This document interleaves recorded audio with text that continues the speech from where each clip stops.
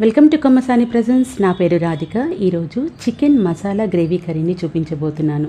దానికోసం స్టవ్ మీద ఒక బాండిని పెట్టుకొని ఆనియన్స్ని ఫ్రై చేసుకోవడానికి తగినంత ఆయిల్ని వేసుకోవాలి. ఆయిల్ కాస్త ఎక్కువే పడుతుంది, ఎక్కువే వేసుకోవాలి. ఇవి వేడయ్యే లోపల మనం ఆనియన్స్ని సన్నగా కట్ చేసుకొని తర్వాత చేత్తో స్మాష్ చేసుకుంటే అవి పొరలు పొరలుగా విడిపోతాయి.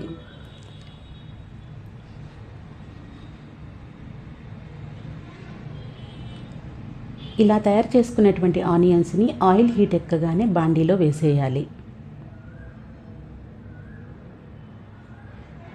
ఇవి గోల్డెన్ బ్రౌన్ కలర్ వచ్చే వరకు మనం ఫ్రై చేసుకోవాలి. ఈలోపు చికెన్ని మనము పసుపు ఉప్పు వేసిన వాటర్లో అరగంట నానబెట్టేసి శుభ్రంగా ఒక 3-4 సార్లు కడిగి జల్లెడ బుట్టలో వేసుకొని వాటర్ అంతా పోయే వరకు పక్కన పెట్టేసుకొని ఉంచుకోవాలి. ఆనియన్స్ గోల్డెన్ బ్రౌన్ కలర్లోకి మారగానే వీటన్నిటిని కూడా ఒక ప్లేట్లోకి తీసి పక్కన పెట్టుకోవాలి.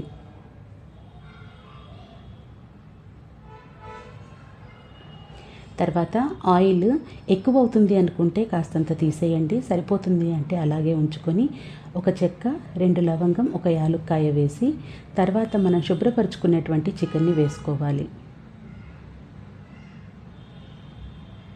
చికెన్ని మొత్తం పైకి కిందికి కలుపుకోవాలి.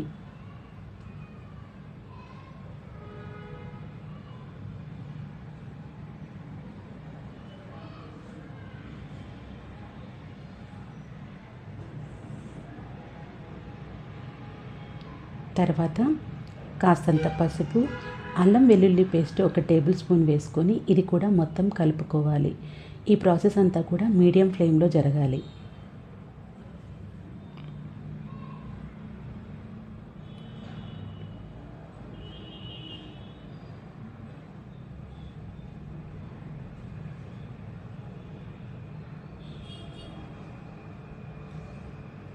రెండు టమాటా ముక్కల్ని 2 సగాలుగా చేసుకొని 2 టమాటాలు 4 ముక్కలుగా ఇలాగే పెట్టుకొని మూత పెట్టేసుకొని ఫ్లేమ్ని హైలో పెట్టేసుకొని ఒక 2 నిమిషాలు ఉడికించుకున్న తర్వాత మూత తీసి ఉప్పు వేసుకొని మళ్ళీ మూత పెట్టుకోవాలి.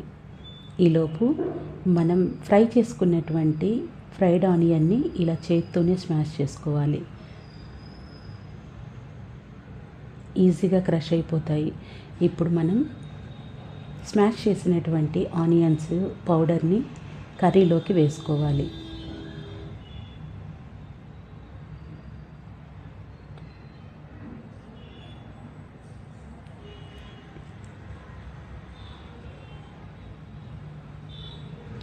ఇవి కూడా మొత్తం ఒకసారి పైకి కిందకి మొత్తం కలిసేటట్టుగా కలుపుకోవాలి.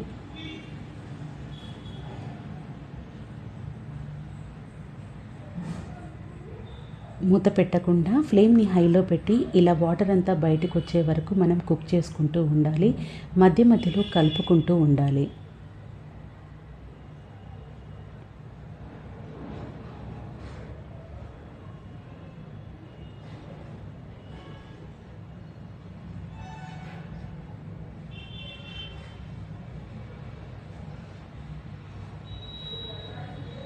వాటర్ క్వాంటిటీ తగ్గిన తర్వాత రుచికి సరిపడినంత కారం వేసుకోవాలి. నేనైతే ఇక్కడ 1.5 స్పూన్ కారం వేసుకున్నాను.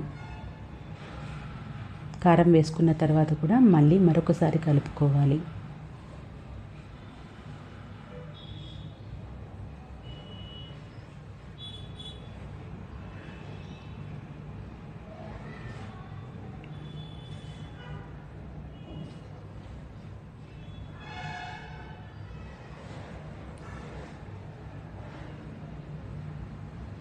మూత పెట్టేసి సిమ్లో ఉడికించుకోవాలి.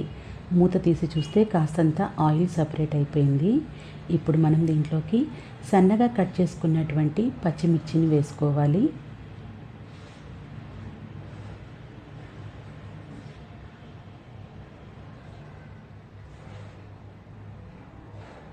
తర్వాత దీంట్లోకి 1/2 స్పూన్ వరకు గరం మసాలా, 1.5 స్పూన్ ధనియాల పొడి,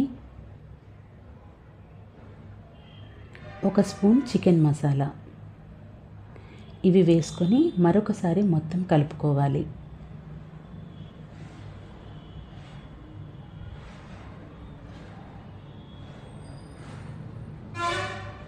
ఇదంతా కూడా మీడియం నుంచి లో ఫ్లేమ్లో పెట్టుకొని చేసుకోవాలి.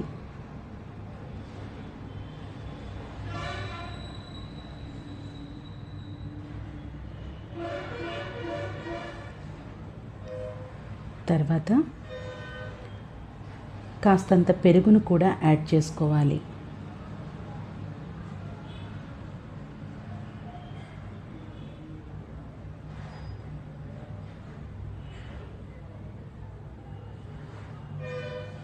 మొత్తం పైకి కిందికి చక్కగా కలుపుకోవాలి. ఒకసారి ముక్క ఎంతవరకు ఉడికిందనేది చెక్ చేసుకుంటే దాన్ని బట్టి ఎంతసేపు ఉడికించుకోవాలనేది తెలుస్తుంది. మూత పెట్టేసుకొని సిమ్లో పెట్టుకొని మరో 10 నిమిషాలు ఉడికించుకున్న తర్వాత ఒకసారి మూత తీసి కలుపుకోండి. మనకి ఇక్కడ chicken masala gravy curry ready అయిపోయింది. నా ముక్క చాలా జ్యూసీగా సాఫ్ట్గా చాలా బాగుంటుంది ఈ చికెన్ మసాలా గ్రేవీ కర్రీ. దేనిలోకైనా సూపర్గా ఉంటుంది. తప్పకుండా ట్రై చేయండి.